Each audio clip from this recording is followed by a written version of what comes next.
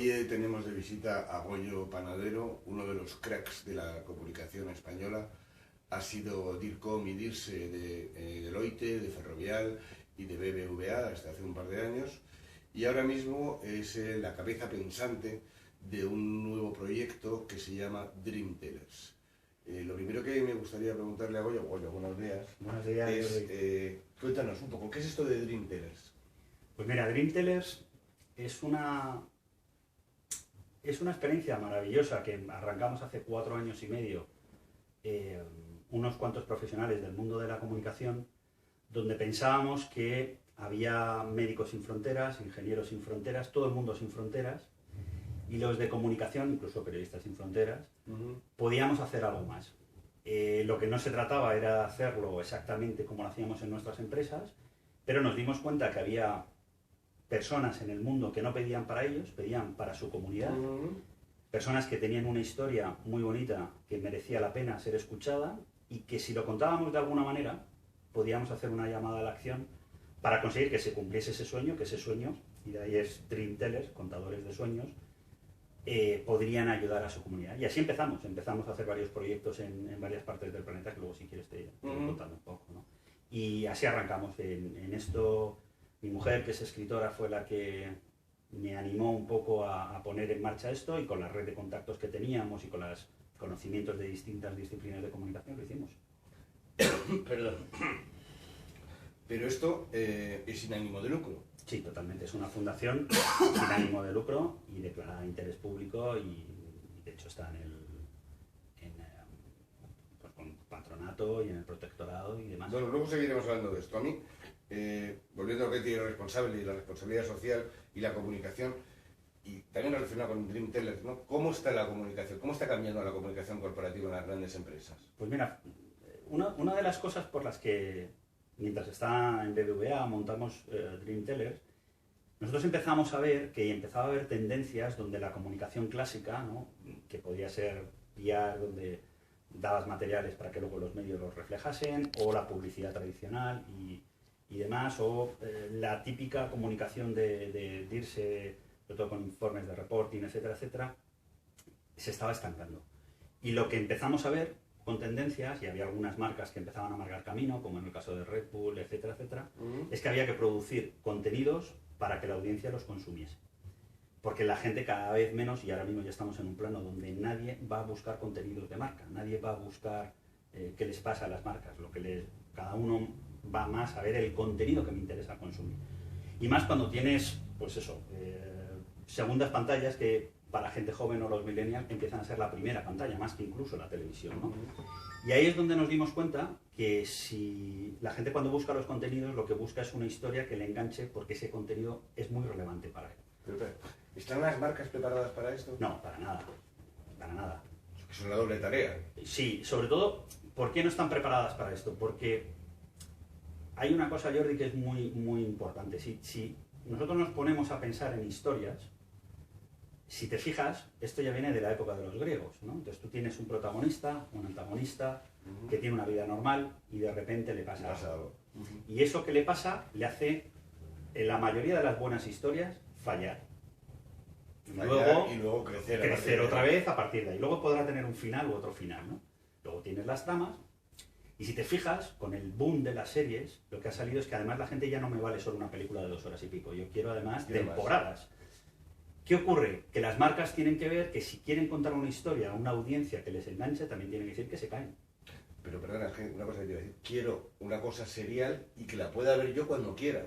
Ah, bueno, esa es otra. Claro. Porque ya hemos pasado en una época donde la gente además, no solo hay algunos que solo lo quieren ver, pero hay otros que quieren comentar y hay otros que quieren sobre ese contenido incluso hacer sus propios contenidos. Y hay que dejarles que eso pase. Entonces, ¿están las marcas preparadas para que yo haga algo estratégico que influya a mi marca y que haya un tercero que lo ve y me pueda hacer un vídeo sobre una cosa que yo he hecho y que yo además lo retuiteé? Pues hay que entenderlo, hay que entender que ahora mismo ha cambiado. Hasta hace 2 días, si tú utilizabas el logo de una marca, te montaban una bronca, sin permiso, te montaban una bronca tremenda, ¿no? Y esto es todo lo contrario. Utilice mi logo y haga usted lo que quiera conmigo, porque al final me está dando vidilla, ¿no? Sobre todo porque hace falta que las personas tengan conversaciones con las marcas.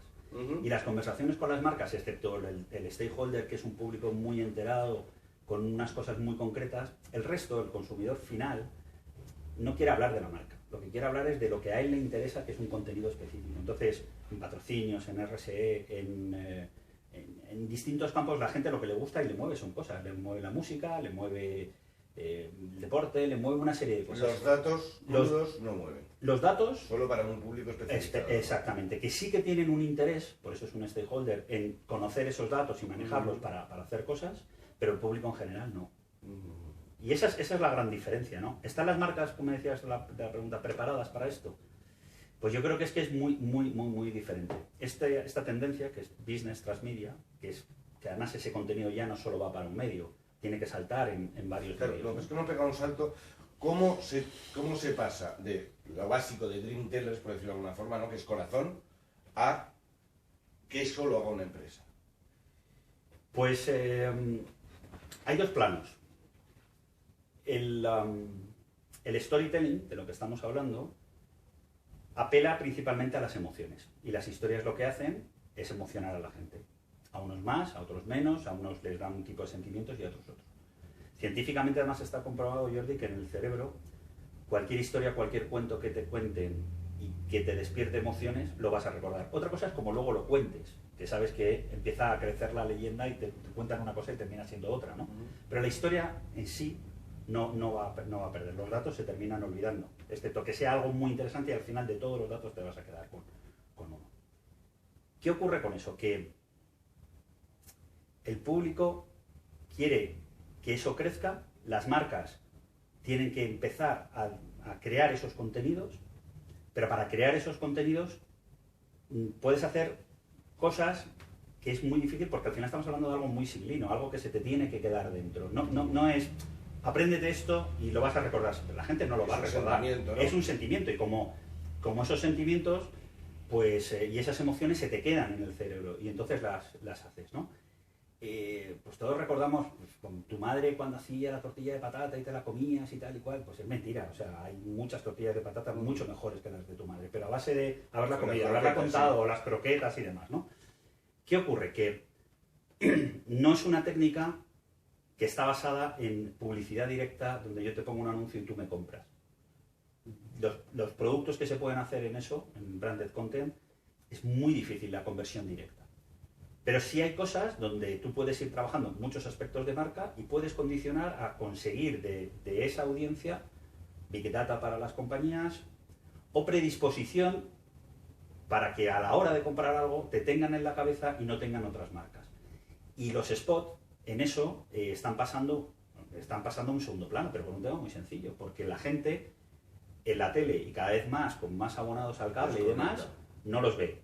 Dos, la gente joven, o sea, es que ni ve la tele porque lo ven. Entonces es un momento muy difícil donde las marcas pueden contar cosas. Entonces la única fórmula que tienes es ser relevante en contenidos. Ahora eso es muy complicado porque que haya un contenido que le interesa a mucha gente, que a ti tú quieras que lo vean y que al mismo tiempo tengas posibilidad de colocar un mensaje comercial, eso es imposible.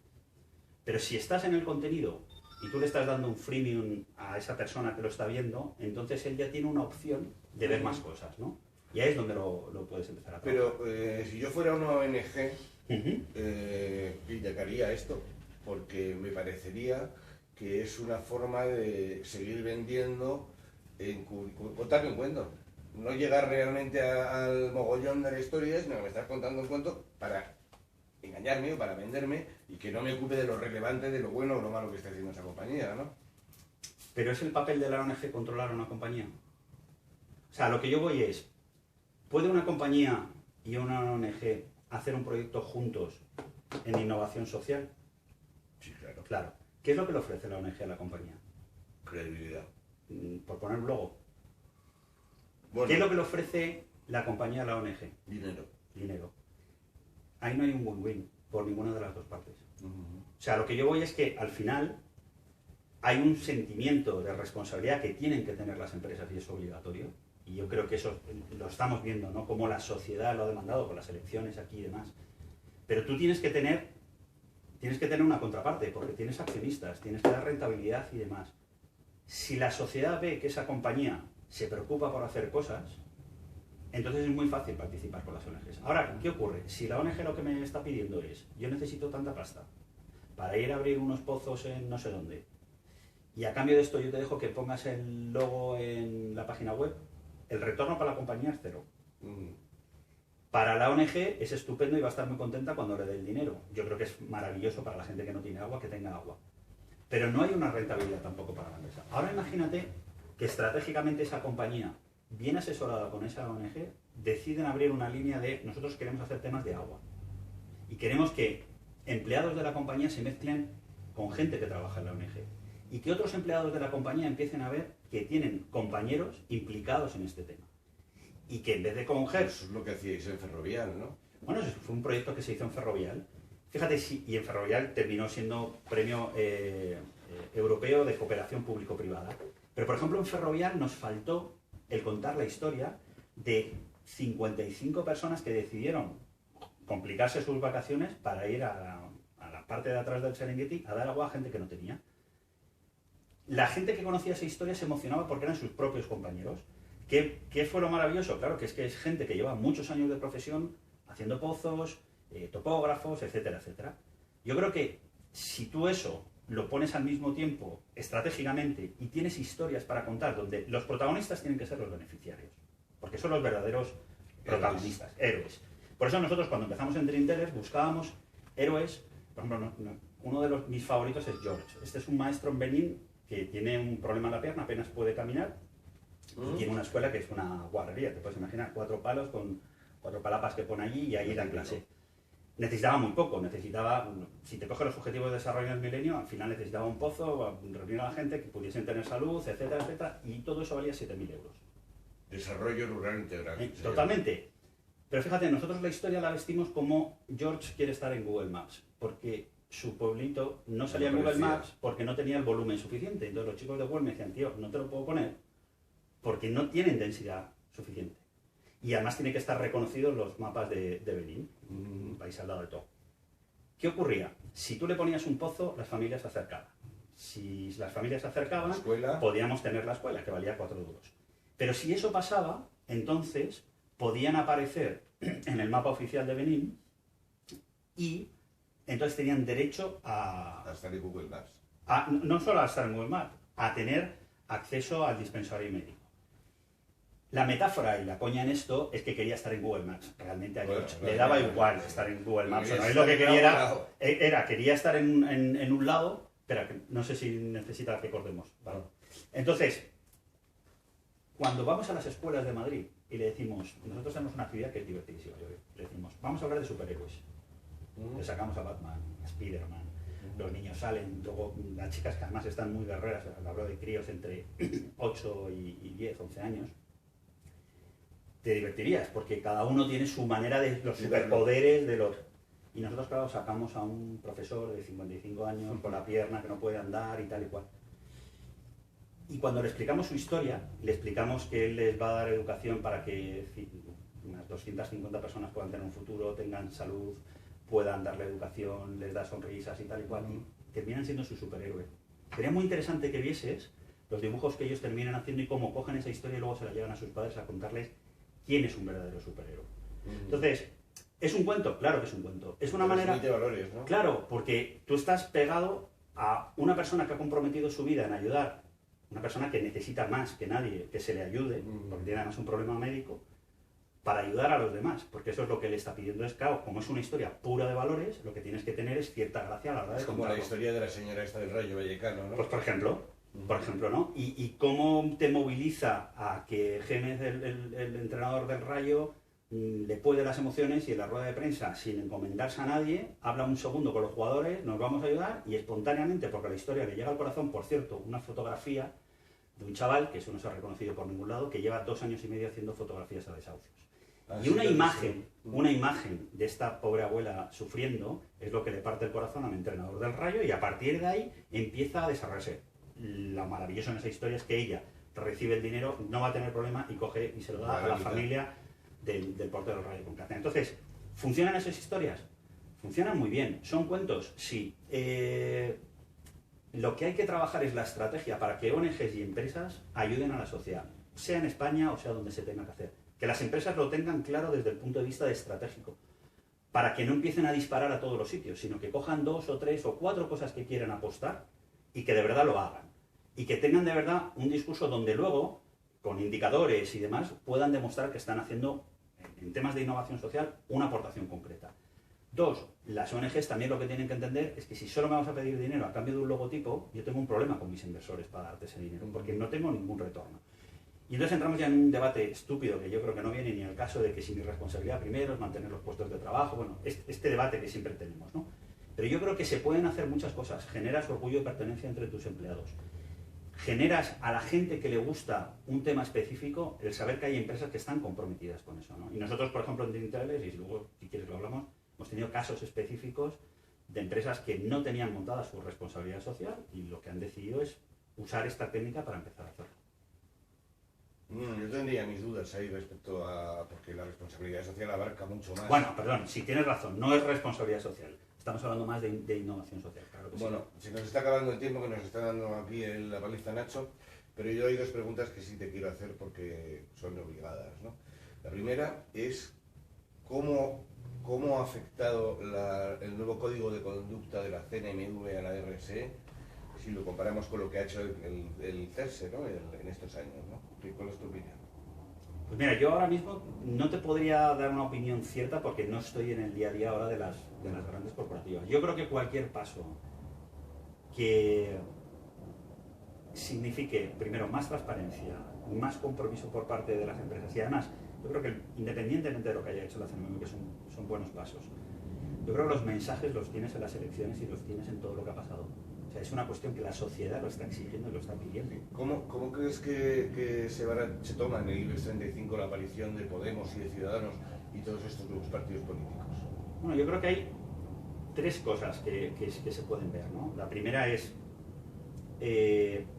a la sociedad no pasa por alto temas de corrupción y de formas de hacer. La segunda es que hay un ni tema... la sociedad ni los propios empresarios, No, ¿no? claro, por supuesto, no pasa que hay empresarios, ¿no? O sea, como en todo ha habido sectores muy tocados, como ha sido el de la banca y hay La otros construcción. sectores, la construcción y demás, pero ni todos los banqueros son unos golfos ni todos los constructores son unos golfos. Lo que pasa es que aquí en muchos casos han pagado justos por pecadores, pero es cierto y ha habido gente que lo ha hecho muy mal y esas son las consecuencias de esto. Pero yo creo que hay un mensaje muy claro y es que no se tolera la corrupción y la sociedad en eso está ya. Entonces yo creo que eso a priori no tiene que ser malo. O sea, yo creo que eso es bueno y es regenerador. Pero para mí, fíjate, también hay otra cosa, que hay un mensaje entre lo nuevo y lo viejo. Entre lo clásico de cómo estar haciendo las cosas y no querer ver que las cosas están cambiando. Y que la gente joven, que están muy apoyados por gente joven también, están pidiendo hacer las cosas de otra forma. Y que puedes tener, si quieres, un capitalismo, pero un capitalismo consciente. No me vale simplemente por el tema de rentabilidad ganarlo a cualquier precio y sin principios y demás, ¿no? Pero, por ejemplo, viendo el tema de Bankia, si tú te coges, por ejemplo, ahora toda la línea que están haciendo de publicidad y demás, es la vuelta a los principios. Y yo creo que eso es bueno, ¿no? Y yo creo que eso, en el fondo, bueno, luego hay muchos temas, muchos ángulos que tampoco vamos a abordarlos, ¿no? Temas legales, etcétera, etcétera. Pero a priori es un mensaje muy claro de la sociedad y las empresas tienen que conseguir que la sociedad quieran que existan. Luego tendremos... Que no lo vean como un enemigo. Como un enemigo, porque evidentemente... Es como se ha visto hasta ahora. ¿no? Claro. Porque nos hemos quedado en una percepción donde solo me quedo con lo malo, no me quedo con lo bueno. También podríamos hablar de lo mal que se han comunicado, lo bueno que tienen las empresas. Y de lo poco que han cuidado las empresas de sus empleados, ¿no? También, por supuesto. Y ha habido empresas que no lo han hecho, o sea, ha habido de todo. Pero yo creo que es una manera y un momento maravilloso para hacer tabla rasa y decir, bueno, ya está. O sea, no sigamos mirando atrás. O sea, tenemos esta nueva situación, hay una nueva realidad. No se tolera la corrupción, tenemos que ser fieles a los principios éticos, transparentes y demás, pues vamos a trabajar con eso, si es bueno. O sea, eso no tiene por qué ser malo. Y hay que darle una oportunidad a la gente joven que viene con energía para hacer otras cosas. No hay que pensar que todo va a ser tremendo, ¿no? Acabamos ya, Nacho. La última pregunta. Tú que llevas 20 años, ¿no? Bueno, no me recuerdes mucho todo el tiempo que llevo. Casi mejor no te lo digo. Pues los que sean, ¿no? Pero un poquito menos que tú. Un poquito. En el mundo de la comunicación y entre directivos de la comunicación, al final un DIRCOM o un DIRSE lo que hace es comunicar lo bien que hace su empresa, ¿no? Mi pregunta es, ¿qué cara se le queda a un DIRSE cuando su empresa lo hace mal? Cuando la caga. Porque ahí tienes que estar tú para sacar eso adelante.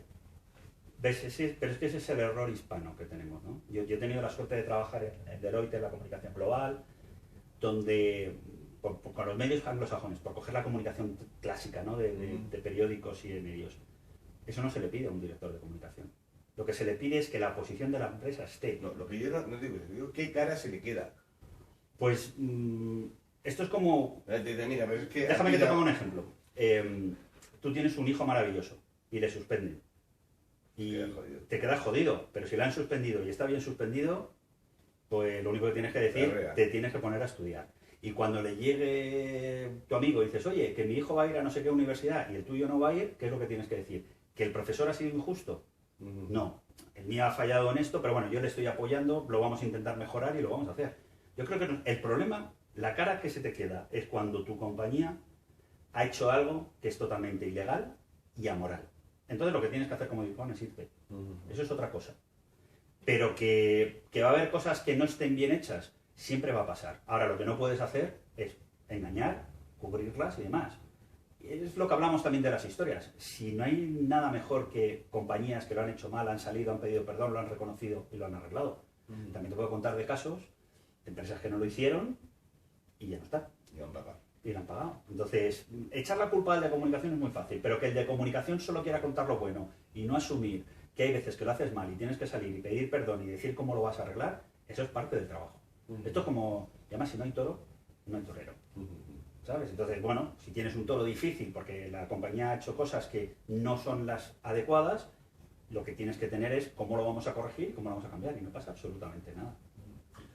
Bueno, pues aquí terminamos. Muchas gracias, Goyo, por venir. Ha sido día responsable. Yo estoy un poco decepcionado. ¿Por qué? Porque no me has traído a la gata. Y yo tenía ganas de... Sé que ella es la que me iba a hacer la pregunta difícil, pero eso te lo dejo.